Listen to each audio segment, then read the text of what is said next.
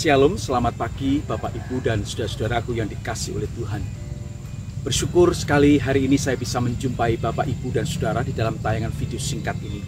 Saudara, sebelum kita membaca dan merenungkan kebenaran firman Tuhan, terlebih dahulu kita akan tunduk kepala, kita berdoa. Mari kita berdoa. Bapa yang baik dan yang mengasihi kami bersyukur ya Tuhan untuk hari ini Tuhan memberikan kesempatan kepada kami sekali lagi untuk kami boleh bersama-sama membaca dan merenungkan kebenaran firman-Mu. Tuhan, kami rindu biarlah firman-Mu hari ini menjadi berkat bagi kami dan membentuk kami menjadi pribadi-pribadi yang semakin hari semakin berkenan di hadapan Tuhan dan juga menjadi berkat bagi orang-orang di sekitar kami. Terpujilah nama-Mu Tuhan, di dalam nama Tuhan Yesus kami bersyukur, kami berdoa. Amin. Bapak Ibu sekalian dikasihi oleh Tuhan, pagi ini saya ingin mengajak saudara untuk kita bersama-sama membaca satu bagian firman Tuhan di dalam kitab Keluaran pasal yang kedua. Kitab Keluaran pasal yang kedua ayat 1 sampai dengan ayat yang ke-10. Tetapi oleh karena waktu saudara, saya hanya akan membaca ayat yang pertama sampai dengan ayat yang ke-6. Keluaran pasal 2 ayat 1 sampai dengan 10. Saya akan baca ayat 1 sampai dengan ayat yang ke-6. Demikian bunyi firman Tuhan. Seorang laki-laki dari keluarga Lewi kawin dengan seorang perempuan Lewi. Lalu mengandunglah ia dan melahirkan seorang anak laki-laki. Ketika dilihatnya bahwa anak itu cantik, disembunyikanlah 3 bulan lamanya. Tetapi ia tidak dapat menyembunyikannya lebih lama lagi. Sebab itu diambilnya sebuah peti pandan, dipakalnya dengan gala-gala dan ter. Diletakkannya bayi itu di dalamnya dan ditaruhnya peti itu di tengah-tengah Tebrau di tepi sungai Nil. Kakaknya perempuan berdiri di tempat yang agak jauh untuk melihat apakah yang akan terjadi dengan dia. Maka datanglah putri Fir'aun untuk mandi di sungai Nil, sedang dayang-dayangnya berjalan-jalan di tepi sungai Nil. Lalu terlihatlah olehnya peti yang di tengah-tengah Tebrau itu. Maka disuruhnya hambanya perempuan untuk mengambilnya. Ketika dibukanya, dilihatnya bayi itu, dan tampaklah anak itu menangis, sehingga belas kasihanlah ia kepadanya dan berkata, tentulah ini bayi orang Ibrani. Saudaraku yang dikasihi oleh Tuhan, tema kita pada pagi hari ini adalah wanita beriman yang jarang disebut. Saudara, wanita beriman yang jarang disebut. Siapa itu? Itu adalah Yokebed. Saudara, mungkin kita jarang mendengar nama Yokebed, saudara. Siapakah Yokebed? Saudara, nama Yokebed memang jarang disebut di dalam Alkitab. Namun kita pasti akan langsung mengenal dia ketika saudara disebutkan bahwa Yokebed adalah ibu dari Musa. Saudara, Musa yang dalam kitab suci disebut tidak pandai berbicara, tetapi dia seorang yang taat, berani, dan dialah yang dipilih oleh Allah, dipimpin oleh Tuhan untuk membawa bangsa yang besar, yang Israel, untuk keluar dari tanah Mesir, saudara. Saudara dikasihi oleh Tuhan, saya mau katakan kepada saudara bahwa Musa yang dipakai oleh Tuhan secara luar biasa itu ternyata lahir dari seorang ibu yang begitu beriman, dan kisahnya perlu untuk saudara dan saya itu juga perhatikan, yaitu Yokebed. Yokebed seorang perempuan Lewi, istri dari seorang pria Lewi yang bernama Amram.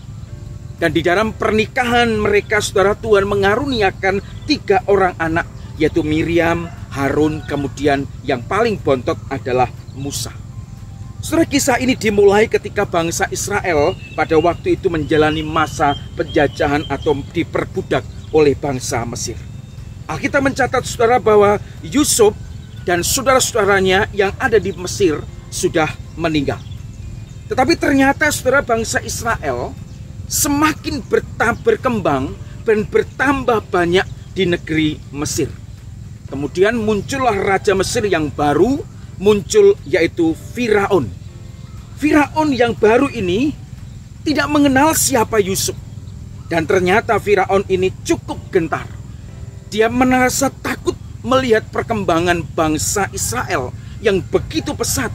Bahkan Alkitab menuliskan jumlah mereka jauh lebih banyak dari bangsa Mesir itu sendiri. Sehingga saudara, Raja Mesir yang baru ini, yaitu Firaun ini, untuk memutuskan untuk memperkejakan orang-orang Israel secara rodi atau paksa. Firaun ingin, saudara, memahitkan hidup bangsa Israel. Nah, pemikiran seperti ini, rencana seperti ini muncul dengan sebuah harapan.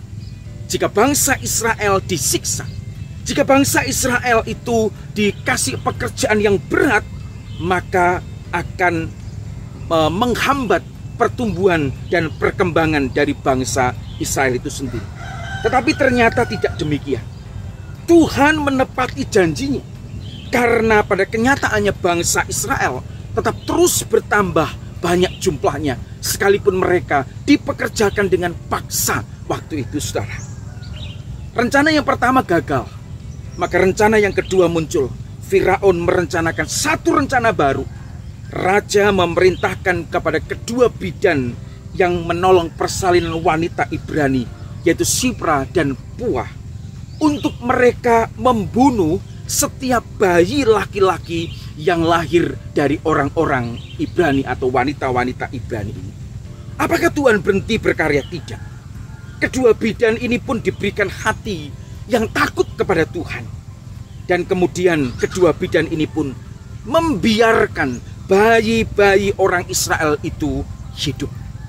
Ketika Firaun mengetahui bahwa ada laki-laki yang baru lahir dan ditetapkan dan tetap dibiarkan hidup, maka saudara, Firaun pun bertanya kepada kedua bidan, yaitu Shipra dan Puah. Tetapi keduanya memberikan sebuah jawaban yang cukup baik, sehingga Tuhan pun berbuat baik kepada mereka.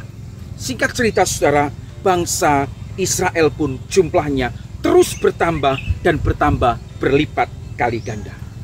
Firaun semakin marah, saudara, sehingga kemudian dia memberikan perintah yang baru kepada seluruh rakyatnya, saudara. Perintahnya apa, saudara? Lemparkanlah segala anak laki-laki yang lahir dari orang Ibrani ke dalam sungai Nil, tetapi segala anak perempuan biarkanlah hidup. Saudara, perintah Raja Firaun ini sangat mengerikan sekali, saudara.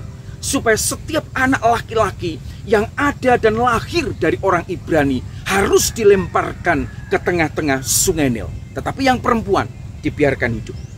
Dari sinilah, saudara, kemudian kisah tentang Amram dan Yokebed ini muncul. Keduanya berasal dari keluarga Lewi, dan mereka tahu betul, tahu persis bahwa mereka berada di tanah Mesir sebagai budak. Mereka tidak berada di dalam situasi yang baik, situasi yang kondusif untuk mereka membangun sebuah rumah tangga atau sebuah keluarga. Tetapi Amram dan Yokebed tetap beriman di dalam Tuhan dan membentuk sebuah keluarga yang mereka bina. Tuhan berkenan kepada mereka. Tuhan memberikan mereka anak-anak untuk dikasihi dan dididik di dalam kebenaran firman Tuhan. Iman mereka tidak berhenti sampai di situ. Ketika mereka sudah memiliki Miriam dan Harun, mereka percaya kepada pemeliharaan Tuhan dan kemudian memiliki anak yang ketiga, yaitu Musa. Saudaraku yang dikasih oleh Tuhan, memang nama Yokebed tidak terkenal, hanya 2 kali disebut di dalam Keluaran 6 ayat 19 dan di dalam Bilangan 26 ayat 59. Tetapi dari sepenggal kecil ayat-ayat firman Tuhan ini, kisahnya begitu luar biasa. Keberadaannya tetap Tuhan pakai untuk menggenapi janji yang Tuhan berikan kepada bangsa Israel. Saudara, di dalam Keluaran pasal 2 pun ini, saudara, keberadaannya hanya disebutkan dalam 2 paragraf singkat yang berhubungan dengan kelahiran dan penyelamatan Musa.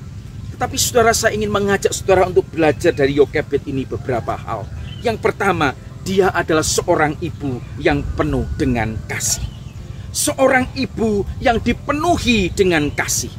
Saudara, begitu banyak kasus yang kita juga baca di media sosial, kita lihat di tayangan televisi. Kasus ibu bunuh anak kandungnya itu berkali-kali terada dan terjadi. Bahkan yang menggemparkan, kasus ibu bunuh anak kandungnya dengan 20 tusukan di Bekasi yang terjadi pada 10 Maret 2024. Ada ibu yang tega membunuh anaknya oleh karena depresi, oleh karena ada sesuatu masalah dengan suaminya dan akhirnya dibunuh anaknya itu. Saudara, Yokebed bukanlah tipe wanita yang sembarangan memiliki anak dan tidak bertanggung jawab atas hidup anaknya. Yokebed adalah seorang ibu yang menunjukkan kasihnya kepada Musa anaknya dengan tetap menjaga bayi Musa agar dia tetap hidup dan selamat dari ancaman pembunuhan dan menyembunyikannya selama 3 bulan lamanya. Saudara dan saya, tentu kita hadir di dalam dunia ini. Kita tidak lahir dari sebuah batu. Kita tidak keluar dari pohon, tetapi kita keluar dari rahim seorang ibu. Seorang ibu yang tentu saja seorang ibu yang mengasihi anak-anaknya. Saudara dan saya tentu saja memiliki pengalaman ibu yang penuh kasih. Ibu yang membesarkan kita. Bahkan dia yang mengajari kita pertama kali untuk berbicara, untuk bagaimana makan dan lain sebagainya. Saudara, kita perlu bersyukur karena kita punya ibu yang penuh dengan kasih. Kalau hari ini kita sudah tidak lagi bersama dengan ibu kita, saudara, tetapi ibu orang tua kita, dialah yang telah membesarkan kita. Bagi kita yang masih ada ibu, bagi kita yang masih ada orang tua yang bersama dengan kita, mari kasih yang mereka sudah tanamkan di dalam diri kita, kita pun bisa mengasihi mereka dengan sepenuh hati. Yokebed adalah seorang ibu yang penuh dengan kasih. Yang kedua, saudara, Yokebed juga adalah seorang ibu yang berani dan kuat. Saudara sekalian, menyembunyikan seorang bayi 3 bulan lamanya bukanlah satu perkara yang mudah. Saudara, makin lama tangisan bayi itu akan semakin keras. Tangisan bayi itu pasti akan semakin terdengar melengking. Saudara, bayangkan dalam waktu kurun 3 bulan itu Yokebed harus menyembunyikan Musa. Ketika Musa sedang rewel dan mau nangis, mungkin Yokebed cepat-cepat supaya anaknya itu diam. Ketika Musa rewel, Musa mungkin menjerit berteriak, Yokebed berusaha untuk menutup mulutnya supaya tangisannya tidak terdengar oleh orang-orang Mesir. Saudara, tidak mudah untuk menjadi seperti Yokebed. Yokebed seorang ibu yang berani dan kuat. Banyak resiko, banyak tantangan, banyak kesulitan. Bahkan Yokebed sendiri bisa menjadi taruhannya. Tetapi sekali lagi, Yokebed memberikan sebuah teladan, sebuah keberanian, sebuah kekuatan seorang ibu yang ingin melindungi anaknya. Saudara sekalian, kita perlu bersyukur kalau hari ini kita masih punya orang tua, saudara. Orang tua yang berani menjaga dan melindungi kita. Bahkan ketika kita sakit, banyak sekali saya dengar ibu-ibu yang berkata, lebih baik saya yang sakit ketimbang anak saya. Ketimbang anak saya menderita, lebih baik saya yang menderita. Saudara, ibu-ibu adalah ibu yang luar biasa, penuh dengan keberanian dan juga orang yang kuat. Saudara dikasih oleh Tuhan, yang ketiga, dari Yokebed kita bukan saja belajar tentang ibu yang penuh dengan kasih. Bukan saja kita belajar seorang ibu yang berani dan kuat menjaga dan melindungi anak-anaknya, tetapi dia juga seorang ibu yang beriman. Saudara, Yokebed menunjukkan imannya kepada Allah. Lebih lagi ketika bayi Musa sudah tidak memungkinkan lagi bagi dia untuk dia sembunyikan karena bertumbuh makin besar dan semakin besar. Cara apa yang kemudian dipakai untuk menyelamatkan bayi Musa dari kejaran Firaun dan rakyatnya? Iman Yokebed teruji ketika kemudian dia bisa melepaskan bayinya pergi dengan menaruhnya di dalam sebuah peti pandan dan menghanyutkan peti tersebut di tepi sungai Nil. Kalau Alkitab mengatakan ditaruh di tengah-tengah tebrau. Tahu tebrau? Tebrau itu adalah tanaman yang tumbuh di pinggir-pinggir sungai Nil. Kalau di Indonesia lebih sering kita katakan gelaga atau alang-alang. Dan Musa, bayi Musa, keranjang Musa, peti Musa itu ditaruh di pinggir sungai Nil itu, di tengah-tengah tebrau itu. Saudara, iman Yokebed begitu luar biasa. Dia berani melepaskan anaknya. Saudara tidak bisa bayangkan betapa sedihnya mungkin saudara Yokebed dan juga mungkin Miriam dan keluarga untuk melepaskan Musa. Dan tentu tidak mudah bagi seorang ibu untuk melepaskan bayinya begitu saja dan kemudian membiarkan di pinggir sungai Nil waktu itu yang mengalir begitu derasnya. Saudara sekalian dikasih oleh Tuhan, tetapi Tuhan memberikan jaminan kepada Yokebed dan keluarga. Tuhan menjaga bayi Musa itu dan menyelamatkan bayi Musa itu. Namun saudara, luar biasa, tiba-tiba ada putri Firaun yang kemudian mandi di pinggir sungai Nil itu. Saudara, keajaiban terjadi. Putri Firaun kemudian mengambil dan tertarik untuk mengambil bayi Musa yang ada di peti atau di keranjang di pinggir sungai Nil itu. Saudara dikasih oleh Tuhan, bahwa ternyata iman Yokebed membuahkan hasil. Bayi Musa ditemukan Firaun, diselamatkan oleh putri Firaun. Dan lebih ajaibnya lagi saudara, kakak Musa yaitu Miriam punya satu inisiatif untuk mengawasi dari jauh dan menawarkan kepada putri Firaun seorang inang penyusu bagi adik laki-lakinya. Saudara, kecerdasan dan juga keberanian Miriam langsung memberikan kesempatan kedua bagi Yokebed untuk bertemu kembali dengan Musa, sehingga Yokebed bisa menyusui anaknya. Yokebed bisa memeluk Musa. Yokebed bisa bersama-sama dengan anaknya laki-laki yaitu Musa. Saudara, karya Tuhan sungguh indah. Karya Tuhan sungguh luar biasa.